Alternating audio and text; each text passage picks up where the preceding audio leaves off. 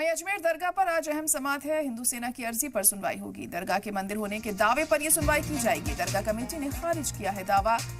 तो बड़ी खबर इस वक्त आपको बता रहे हैं कि अजमेर दरगाह पर आज सुनवाई होनी है और बहुत अहम इस सुनवाई को माना जा रहा है क्योंकि यहाँ पर मंदिर होने का दावा किया जा रहा है और उसी के मद्देनजर अब ये सुनवाई आज होगी। दरगाह कमेटी ने खारिज किया है इस दावे को कि यहाँ पर किसी भी तरह का कोई मंदिर था है और अब इसको लेकर कोर्ट क्या कुछ कहता है यह अहम होगा देखना। तो आज सुनवाई होने जा रही है अजमेर शरीफ दरगाह को लेकर जो मंदिर होने का दावा किया गया है हिंदू तंजीमों के जरिए, उसके मद्देनजर आज ये अहम सुनवाई होगी।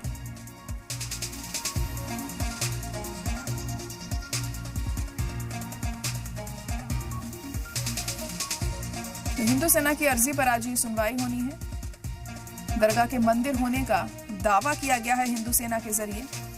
हालांकि इस दावे को दरगाह कमेटी ने खारिज किया है।